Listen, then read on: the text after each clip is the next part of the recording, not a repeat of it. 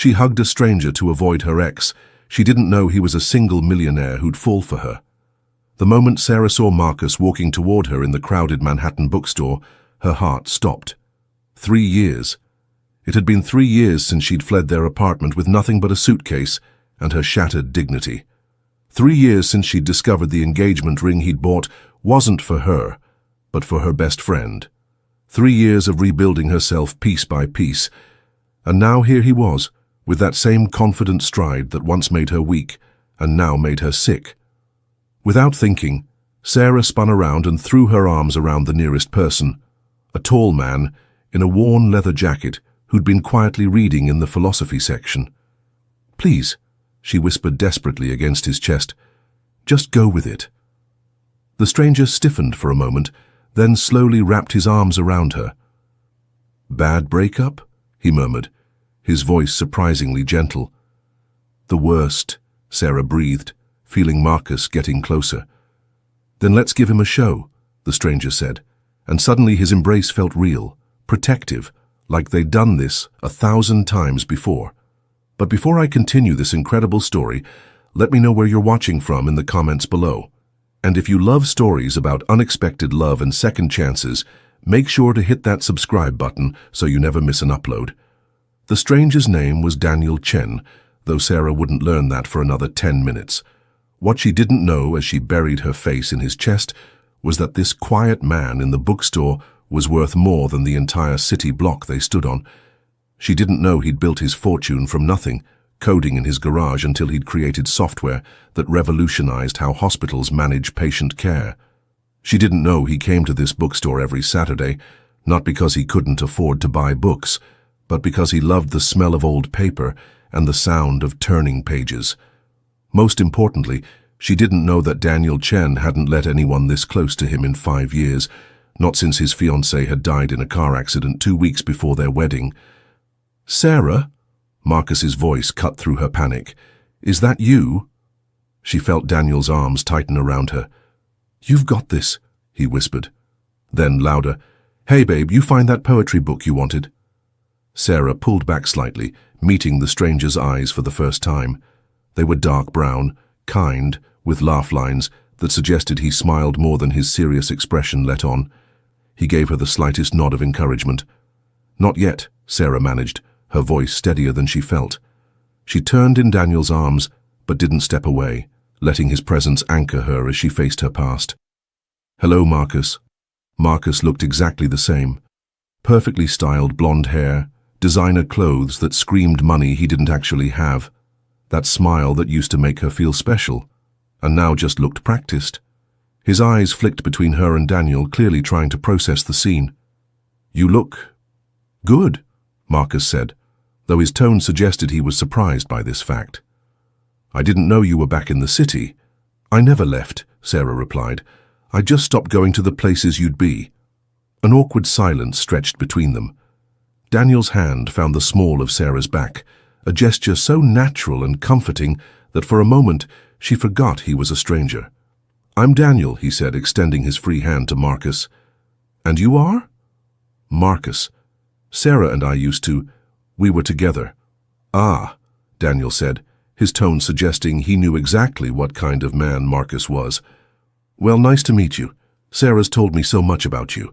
That was a lie, of course, but the way Daniel said it, with just the right amount of polite disinterest, made Sarah want to laugh.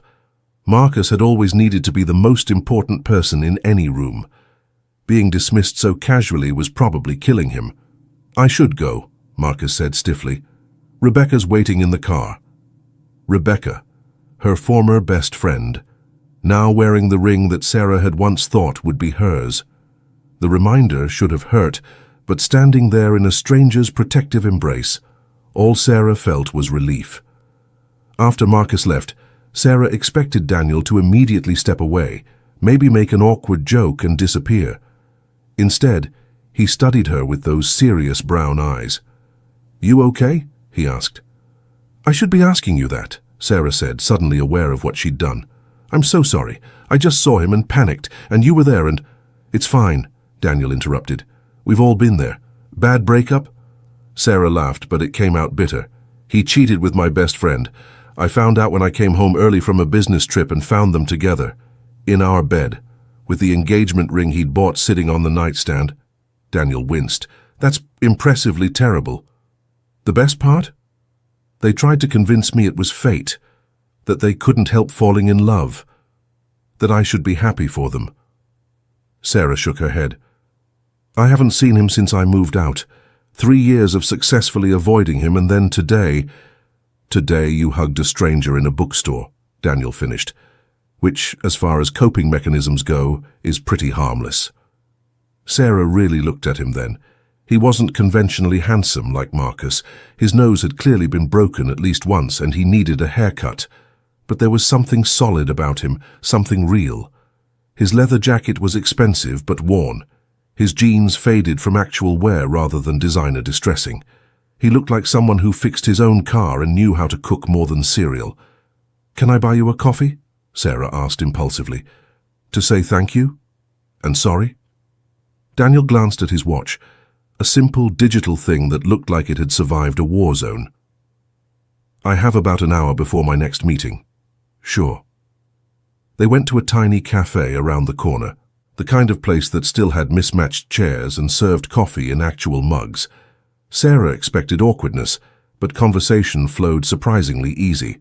Daniel was in tech, he said vaguely. He lived in Brooklyn. He came to Manhattan on Saturdays for the bookstores and museums.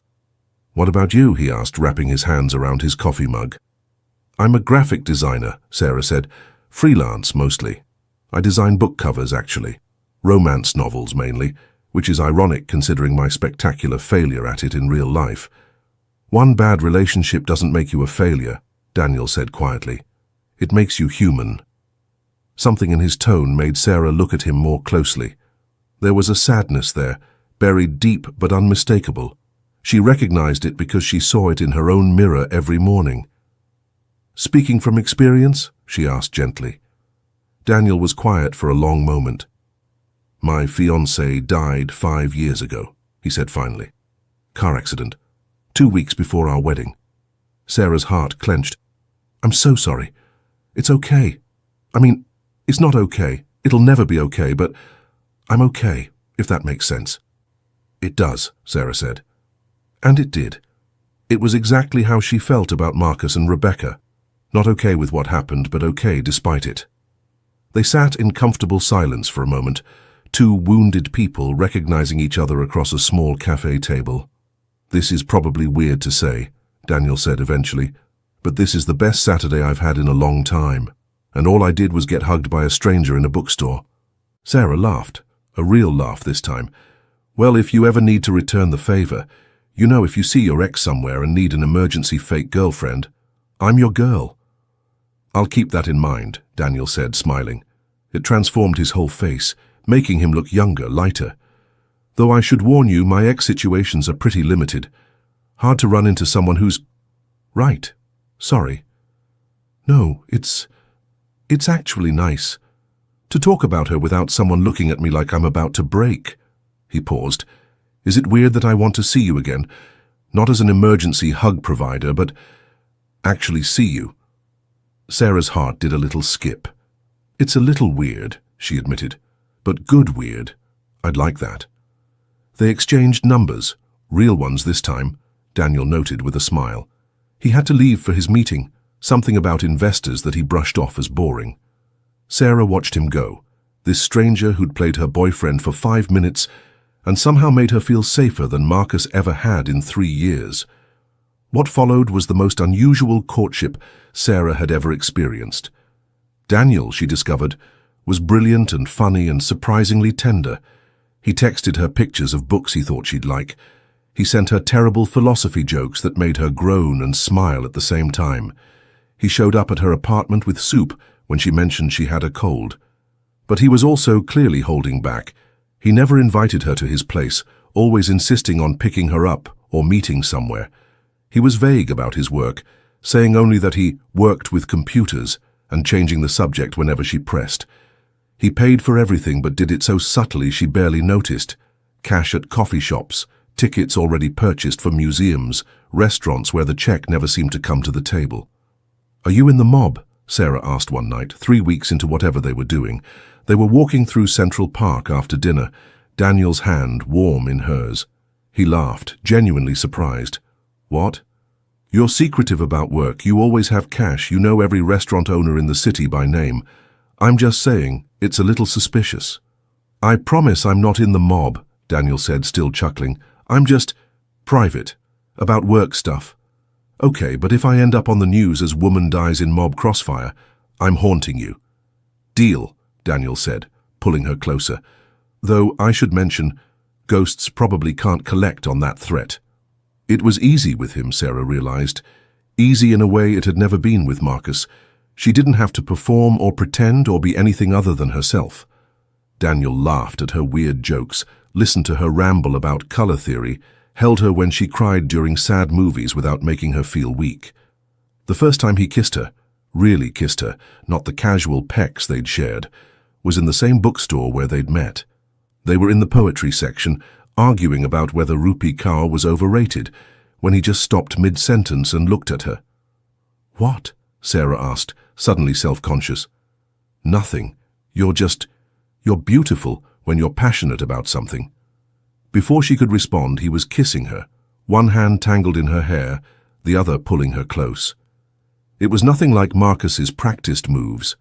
This was raw and real and little desperate, like he'd been holding himself back and finally couldn't anymore. When they broke apart, both breathing hard, Sarah saw something in his eyes that made her heart race. I'm falling for you, Daniel said quietly. I didn't mean to. I haven't felt this way since Anna died, and it terrifies me. I'm falling for you too, Sarah whispered. And it terrifies me too. They stood there, foreheads touching, two scared people choosing to be brave together. Everything changed the night Sarah finally convinced Daniel to let her see his place. He'd been reluctant, almost panicked, but she'd worn him down. I just don't want things to change, he'd said cryptically. Sarah had laughed. Unless you live in a serial killer basement, I think we'll be fine. The address he gave her was in Brooklyn, in a neighborhood she knew was up and coming but not particularly fancy. She took the subway, climbing the steps to find herself in front of a converted warehouse. Daniel was waiting outside, hands shoved in his pockets, looking more nervous than she'd ever seen him. Okay, before we go in, he started. Daniel, relax. I don't care if your apartment is messy or small or whatever you're worried about, he laughed, but it sounded strained. That's not exactly the issue. The elevator was old-fashioned, with a metal gate instead of doors. Daniel pulled it open and pressed the button for the top floor. Sarah raised an eyebrow but didn't comment. When the elevator opened directly into his apartment, Sarah's brain short-circuited. The space was massive, the entire top floor of the warehouse, with floor-to-ceiling windows overlooking the Manhattan skyline.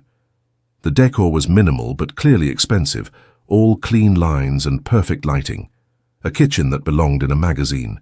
A living room with a couch that probably cost more than her annual rent.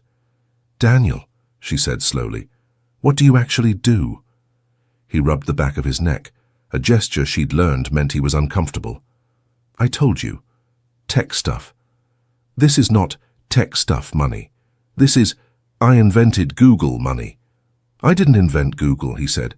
I just created some software that hospitals use. It kind of took off. Sarah walked to the windows, trying to process. The view was spectacular, the kind of thing people paid millions for. How much is kind of took off? My company sold for $800 million last year, Daniel said quietly. I kept a 30% stake and a position on the board. Sarah's legs felt weak. She sank onto the probably obscenely expensive couch. You're telling me you're worth... Money doesn't matter to me, Daniel said quickly, sitting beside her but not touching. I mean, obviously it matters in the sense that I can pay my bills and help people, but it doesn't define me.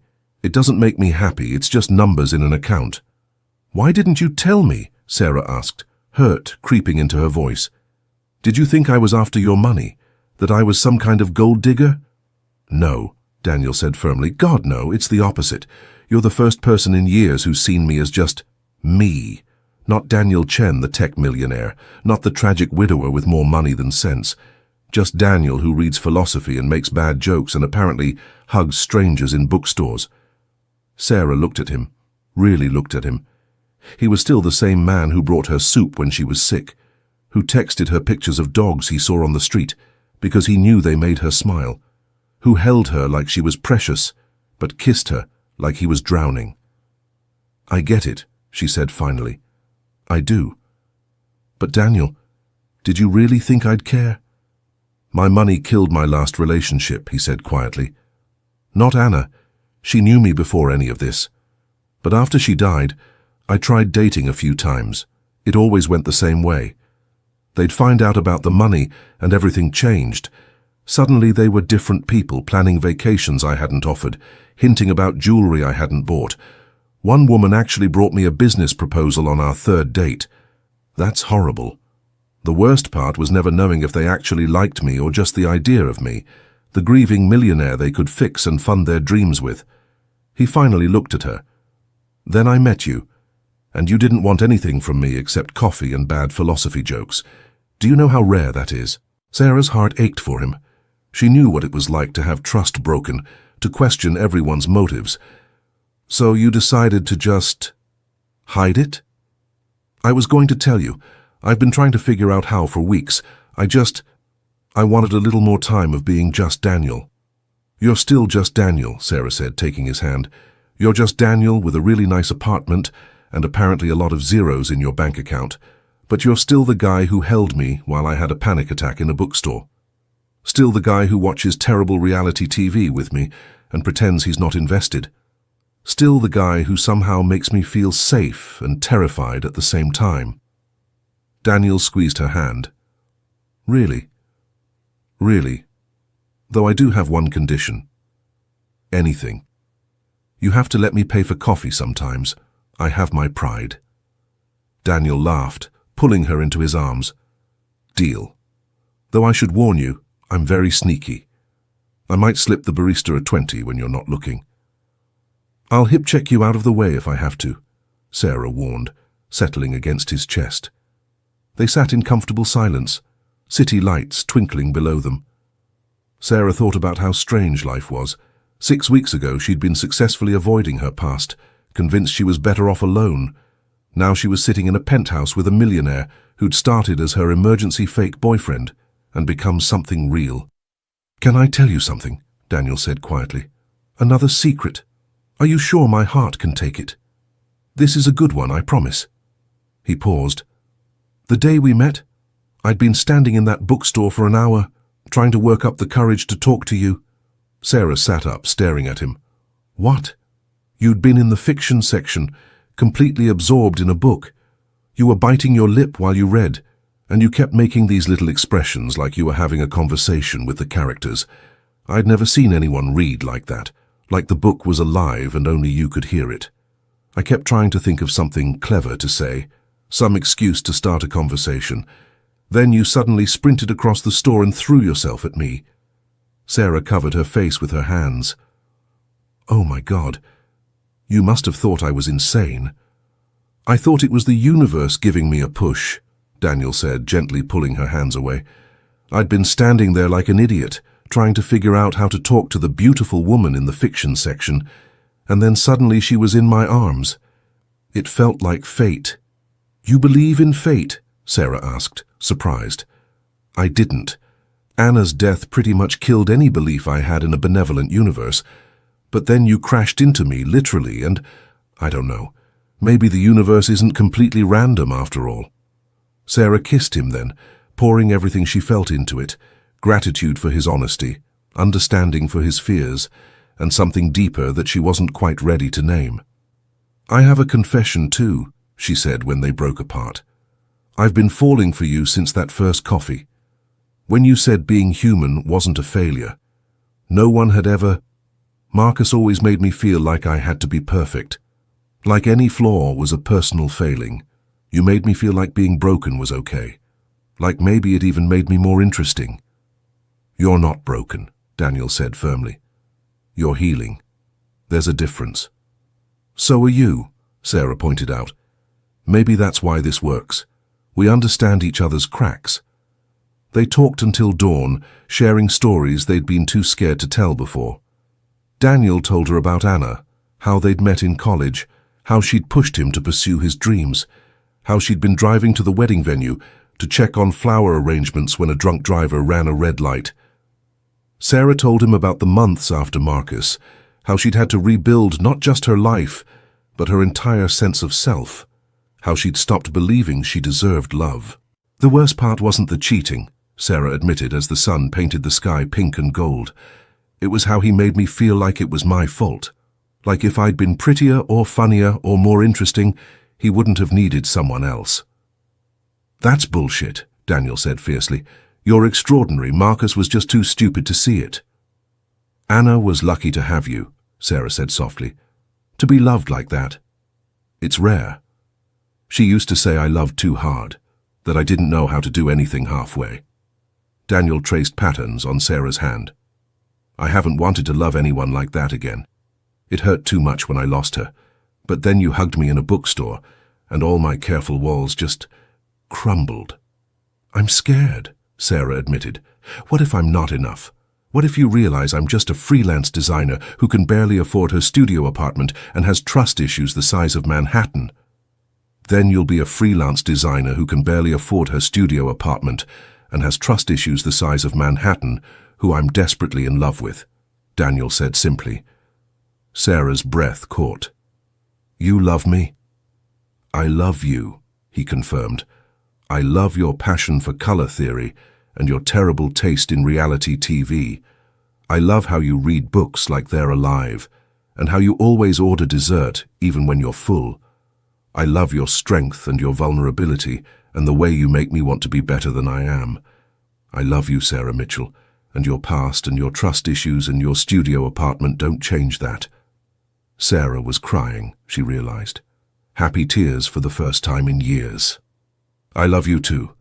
I love your bad philosophy jokes and your sneaky generosity. I love how you remember every little thing I tell you, and how you hold me like I'm precious. I love your grief and your hope, and the way you've chosen to keep going even when it hurt. I love you, Daniel Chen, and your money and your penthouse and your tragic past. Don't change that. They were both crying now. Two people who'd thought they were too damaged for love, discovering they were exactly broken enough for each other. The months that followed were a whirlwind of adjustment. Sarah had to get used to Daniel's wealth, which was harder than she'd expected. He wanted to pay off her student loans, buy her a car, move her into a better apartment. She resisted. They fought. They compromised. He paid off half her loans as an early birthday present. She let him buy her a laptop for work, but insisted on paying for her own apartment. I need to know I can take care of myself, she explained during one particularly heated discussion. I lost myself in Marcus. I can't do that again, not even for you. Daniel had pulled her close, understanding in his eyes. I'm not trying to take care of you, he said. I'm trying to take care of us. There's a difference. They found their balance eventually. Sarah moved into the penthouse but kept her studio as an office. Daniel learned to let her contribute in ways that mattered to her, cooking dinner, planning dates that didn't cost thousands of dollars, creating a home that was theirs rather than just his. The real test came when they inevitably ran into Marcus and Rebecca again. It was at a gallery opening. One of Sarah's clients was showcasing cover art, and she'd designed the promotional materials. She was standing with Daniel, champagne in hand, feeling proud and professional and whole, when she heard the laugh that had once made her feel special. Marcus and Rebecca were across the room, her former best friend wearing a dress that cost more than Sarah's old monthly rent, him in a suit that screamed trying too hard. Want to leave? Daniel asked quietly, following her gaze. Sarah considered it. 6 months ago, she would have run. But she was different now. Stronger. Loved. No, she said. This is my event. They don't get to chase me away anymore. They approached eventually, of course. Marcus's eyes widened when he recognized Daniel, clearly trying to place him. Sarah! Rebecca gushed, fake friendly in the way that meant she was uncomfortable. You look amazing. And Daniel, right? From the bookstore? Right, Daniel said pleasantly. Good memory. I didn't realize you two were still... Marcus gestured vaguely between them. Together? Sarah supplied. Yes, we are. That's great, Rebecca said, though her tone suggested otherwise. Marcus and I just got back from Cabo, our honeymoon. Finally tied the knot last month. 3 years ago, that would have destroyed Sarah. Now she just felt a vague pity. Congratulations, she said, meaning it. They deserved each other. So what do you do, Daniel? Marcus asked, clearly trying to size up the competition. Tech, Daniel said simply. Oh, like IT support? Marcus's smile was condescending. That's honest work. Sarah always did go for the simpler guys.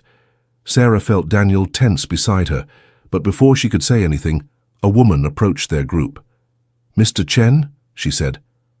I'm sorry to interrupt, but the Times photographer wants to get a shot of you with the artist. Something about tech philanthropists supporting the arts? Marcus's face went through several expressions very quickly. Chen, as in Chen Technologies? That's the one, Daniel said mildly, if you'll excuse us. As they walked away, Sarah heard Rebecca hiss, You said he was nobody. Chen Technologies sold for almost $1 billion. He was wearing a ratty leather jacket, Marcus protested. Sarah couldn't help it. She laughed, leaning into Daniel as they posed for photos. Did you see his face? I thought he was going to choke on his champagne, Daniel agreed. Though I feel bad for Rebecca. She traded up for what she thought was money and got Marcus. I don't feel bad for her, Sarah said. She made her choice. We all did. No regrets? Daniel asked, wrapping an arm around her waist. None, Sarah said firmly. If Marcus hadn't cheated, I never would have moved to that neighborhood, never would have found that bookstore, never would have hugged a stranger who turned out to be everything I didn't know I was looking for. When you put it like that, I should probably send him a thank you card, Daniel mused. Don't you dare, Sarah laughed. The photographer captured them in that moment. Sarah laughing, Daniel looking at her like she hung the moon, both of them glowing with the kind of happiness that comes from choosing each other over and over again. The photo ended up in the Times style section with a caption about tech millionaire Daniel Chen and designer Sarah Mitchell, the city's most unexpected love story. Sarah had it framed, not because of the prestige, but because it captured the moment she realized she was truly, completely happy. Daniel proposed a year later, in the bookstore where they'd met. He'd arranged for it to be closed just for them and had filled it with white roses and fairy lights. This is where you crashed into my life, he said, dropping to one knee in the exact spot where she'd hugged him. Where you turned my carefully controlled existence upside down and made me believe in possibility again. Sarah Mitchell, will you marry me? Will you be my emergency hug person for the rest of our lives? Sarah said yes through tears, laughing at the reference to their beginning.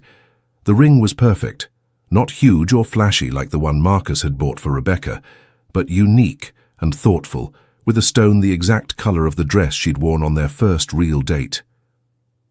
I love you, she said, kissing him among the books and flowers. Thank you for catching me when I fell.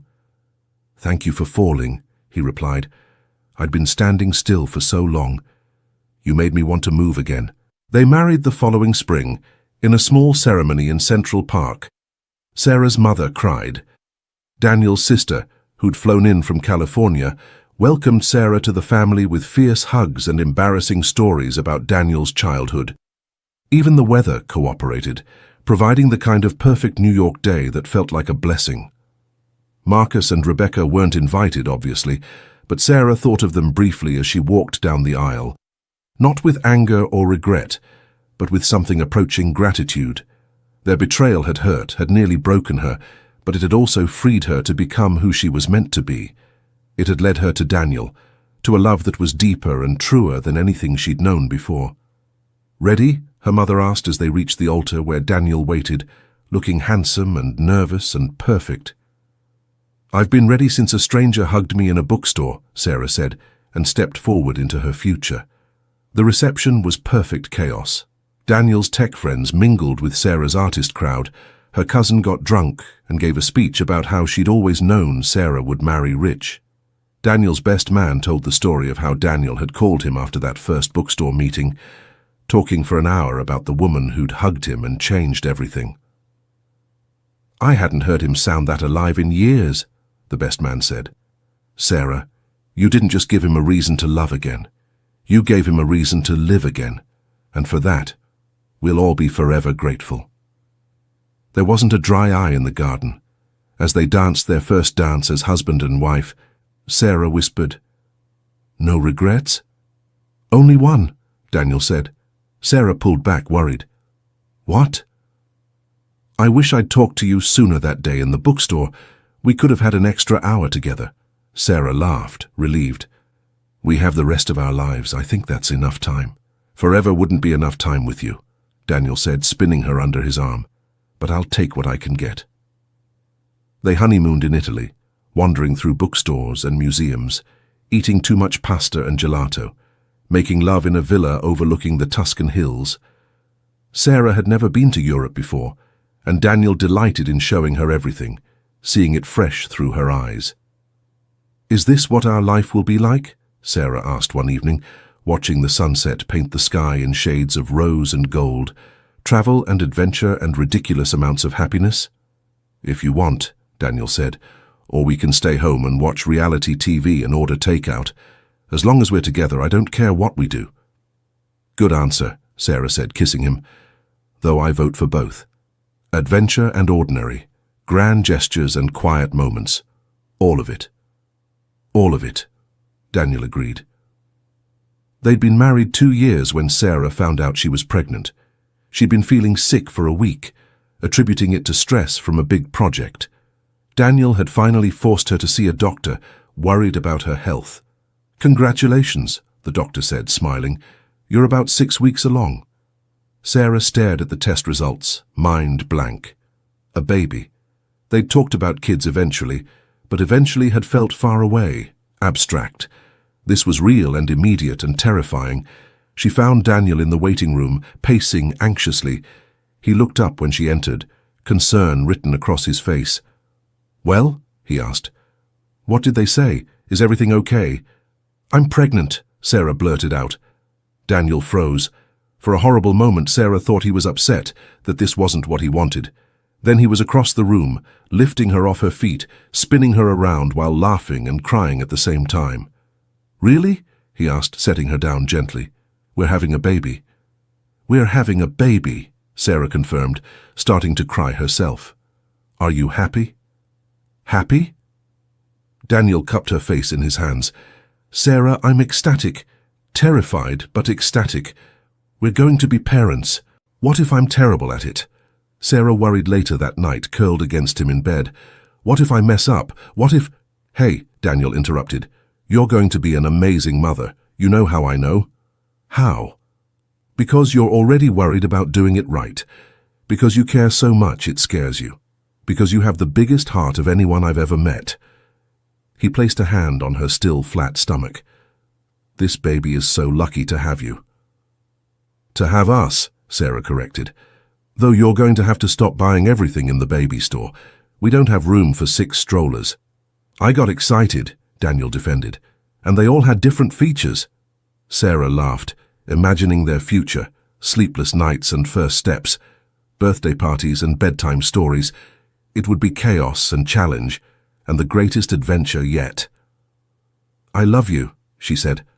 "Thank you for being my emergency hug person." "Thank you for needing an emergency hug," Daniel replied. "Best thing that ever happened to me." 8 months later, Sarah gave birth to a daughter they named Anna Rose, after the woman whose love had shaped Daniel into the man Sarah fell for and the flowers that had decorated their wedding. She had Daniel's eyes and Sarah's smile and a personality that was entirely her own. Marcus and Rebecca divorced 2 years later. Sarah heard about it through mutual friends, felt a brief pang of something that might have been sympathy, but was probably just relief that she'd escaped that life. She was too busy with her own happiness to spare much thought for old pain. Daniel's company went public when Anna was 3. The windfall was astronomical, enough money to last several lifetimes. They started a foundation supporting single parents pursuing education, remembering their own struggles, and wanting to ease the path for others. "We got lucky," Sarah said at the Foundation's first gala. "We found each other when we needed each other most. Not everyone gets that kind of second chance. But maybe we can help create more opportunities for others to rebuild their lives." The Foundation was a massive success, but Sarah was proudest of the small moments. The single mom who sent a photo of her college graduation. The father who wrote to say the childcare grant had let him finish his nursing degree. The teenager who got a scholarship and became the first in her family to attend university. "You did this," Daniel would say, watching Sarah read the letters that poured in. "We did this," Sarah would correct. "I never could have done it without you." "You could have," Daniel would insist. "You're the strongest person I know. But I'm glad you didn't have to." On their 10th wedding anniversary, they returned to the bookstore where it all began. It had changed hands twice, been renovated and modernized, but the philosophy section was still in the same corner. "Right here," Sarah said, standing in the spot where she'd thrown herself into Daniel's arms. "This is where I hugged a stranger." "This is where I caught you," Daniel said, pulling her close. "Best catch of my life." "Even better than the $800 million sale," Sarah teased. "Not even close," Daniel said seriously. "Money comes and goes, but you're forever." They kissed in the philosophy section, ignoring the curious looks from other customers. Let them stare. Let them wonder. Every great love story needed witnesses.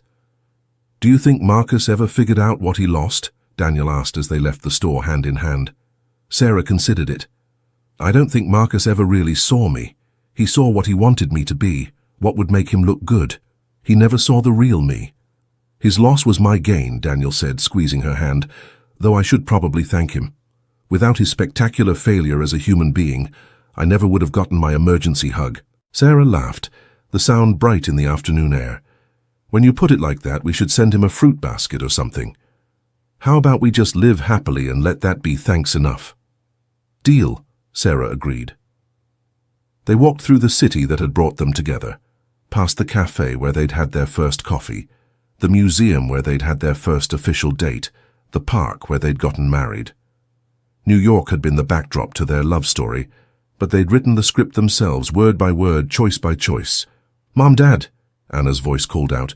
She was waiting for them at the ice cream shop they'd promised to visit, already sticky with chocolate despite the napkins the staff had optimistically provided. "You're late." "Sorry, sweetheart," Sarah said, kissing her daughter's messy face. "We were visiting a special place." "The bookstore where Mommy hugged you?" Anna asked Daniel, eyes bright with interest. She loved the story of how her parents met, requested it as a bedtime story at least once a week. "That's the one," Daniel confirmed, lifting her onto his shoulders despite the ice cream risk to his shirt. "Want to hear about it again?" "Yes," Anna cheered. "Tell me about how Mommy was scared and you saved her." "Well," Daniel began, winking at Sarah, "I wouldn't say I saved her. Your mum's pretty good at saving herself. But I did catch her when she jumped into my arms." As Daniel retold their story with dramatic flourishes that made Anna giggle, Sarah felt that familiar warmth spread through her chest.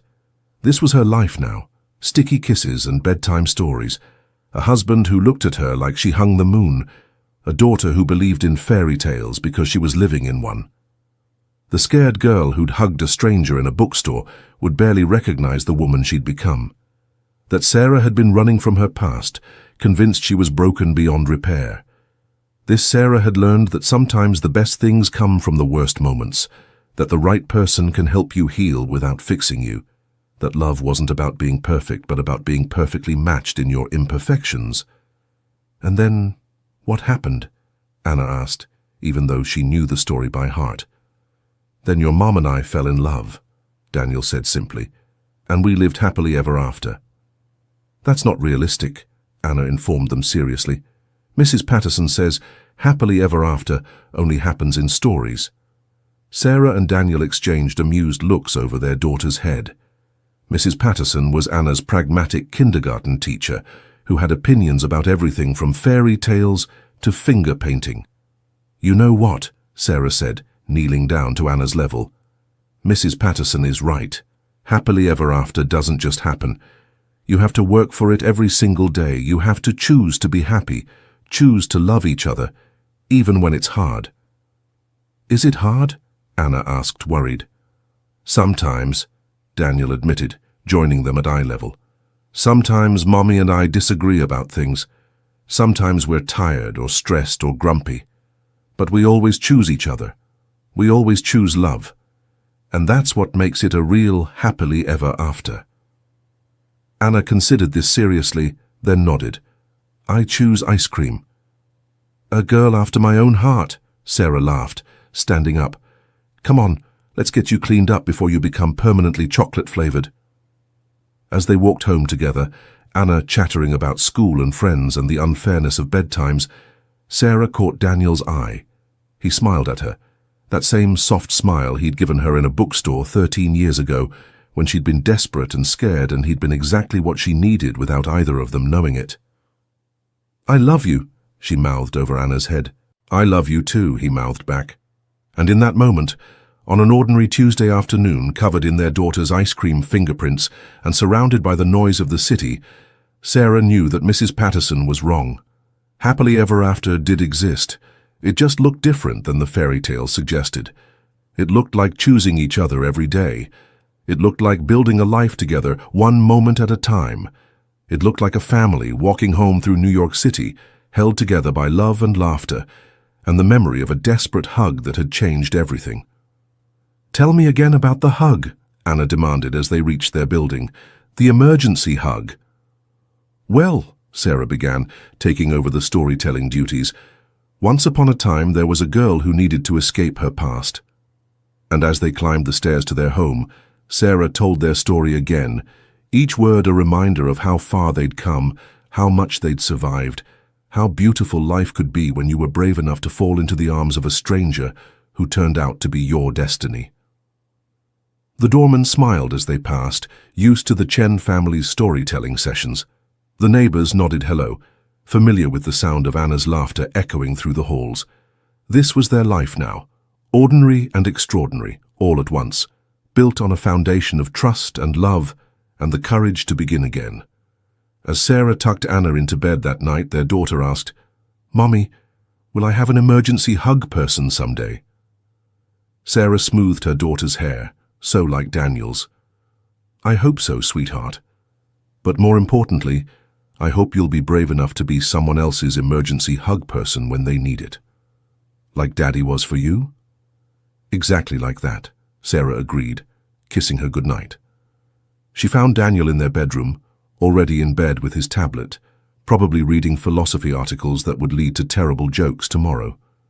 He looked up when she entered, setting the tablet aside immediately. Good day? He asked, opening his arms for her. Sarah crawled into bed and into his embrace, fitting against him perfectly after all these years. The best, she said. Anna asked if she'll have an emergency hug person someday. What did you tell her? That I hoped she'd be brave enough to be one for someone else. Daniel pressed a kiss to her hair. Perfect answer. Though I hope she waits until she's at least 30. I'm not ready for her to date. She's 5, Daniel. I know. That's why I'm starting my worry now. I want to be properly prepared to terrify any future partners. Sarah laughed, snuggling closer. You're ridiculous. You love me anyway. I love you because of it, not in spite of it, Sarah corrected. Your ridiculous is one of my favorite things about you. They lay in comfortable silence, the city humming outside their windows. Somewhere out there, someone else was probably having their heart broken, wondering if they'd ever be happy again. Someone else was probably standing in a bookstore, trying to work up the courage to talk to a stranger. Someone else was probably taking that first terrifying step toward a new beginning.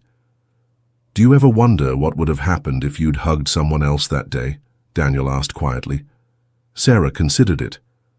No, she said finally, because I don't believe I could have hugged anyone else. I think some part of me recognized you, even before I knew you. Like my soul knew you were safe before my brain caught up. That's either incredibly romantic or incredibly cheesy, Daniel said. Both, Sarah agreed. I contain multitudes. Yes, you do, Daniel said, his voice full of wonder even after all these years. And I love every single one of them. As they drifted off to sleep, Sarah thought about the girl she'd been standing in that bookstore, terrified of her past and uncertain of her future. She wished she could go back and tell that girl that everything would be okay. More than okay. Everything would be wonderful. She'd find love that was real and lasting. She'd build a family that was perfectly imperfect. She'd discover that sometimes the worst moments of your life are just preparing you for the best ones. But maybe not knowing was part of the magic. Maybe you had to take that leap of faith, throw yourself into a stranger's arms, trust that the universe might catch you. Maybe you had to be willing to fall before you could learn to fly. And they did fly, Sarah and Daniel, and eventually Anna and the two siblings who followed. They flew on wings made of trust and hope and the absolute certainty that they'd chosen right, even when that choice had started as a desperate hug in a philosophy section. It wasn't always easy. There were hard days and harder nights, arguments and apologies, the inevitable challenges of two lives intertwined. But there was also laughter that made their stomachs hurt, quiet moments that felt sacred, the deep satisfaction of building something lasting together. "I love you," Sarah whispered into the darkness, a daily benediction, a promise, renewed. "I love you too," Daniel whispered back, pulling her closer, holding her the way he had from the very beginning. Like she was precious, like she was home, like she was everything. And she was. They both were. Two people who'd found each other in the most unlikely way, who'd built a love story from a moment of panic and a stranger's kindness. Two people who'd learned that sometimes the best things in life come from the moments when we're brave enough to reach out, to trust, to hold on to each other even when we're scared, especially when we're scared. Outside their window, New York City sparkled with a million lights, a million stories, a million possibilities. But inside their home, there was only this, a family built on love, a future bright with promise, and the quiet certainty that no matter what tomorrow brought, they'd face it together. All because once upon a time, a girl hugged a stranger to avoid her ex, not knowing he was a millionaire who'd fall for her completely, not knowing she was about to fall for him too, not knowing that sometimes the best love stories begin with the most unexpected embraces. And if that's not a happily ever after worth believing in, then what is? If this story touched your heart, I'd love to know. Where are you watching from? Have you ever had a moment where a stranger's kindness changed everything? Share your thoughts in the comments below. And if you believe in the power of unexpected love and second chances, don't forget to subscribe for more incredible true stories that prove love really can conquer all. Thank you for joining me today, and remember, sometimes the most beautiful chapters of our lives begin when we're brave enough to reach out to someone new, even when we're scared. Especially when we're scared.